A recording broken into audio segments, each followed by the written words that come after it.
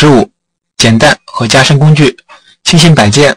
那么减淡工具和加深工具呢，可以用于调节图像特定区域的这个曝光度，可以使图像区域的变亮或者是变暗。下面我们来看一下它的工具使用。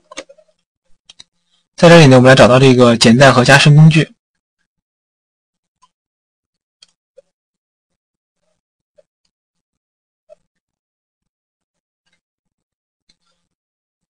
在这里呢有一个减淡工具，选中之后呢，可以看到上面呢显示它的尺寸，还有它的这个中间调、阴影、高光3个选项。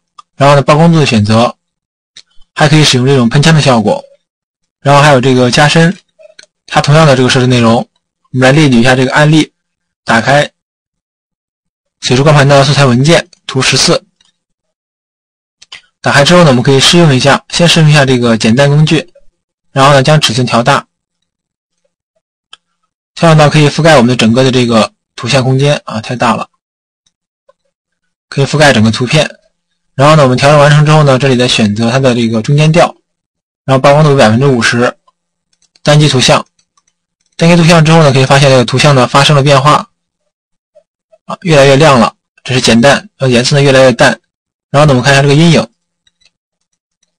只会修改阴影的部分。整个图像呢会变得灰蒙蒙的，然后呢还有这个高光，修改高光的区域。那这样的话，我们把这个取消。这是减淡工具的使用。看一下加深工具，使用加深工具的话，它的效果呢是正好相反的。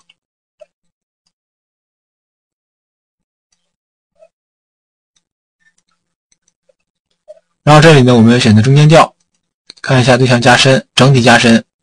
然后如果阴影的话，只会对阴影区域加深啊，对于这个高光的这个区域呢不会加深，取消。然后呢，如果选择这个高光的话，会对高光区域加深，那么图像呢会变得灰蒙蒙的。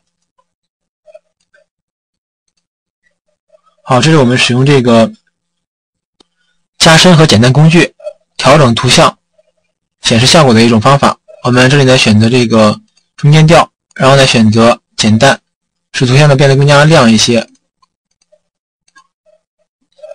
先取消一下啊，这里选的是这个中间调。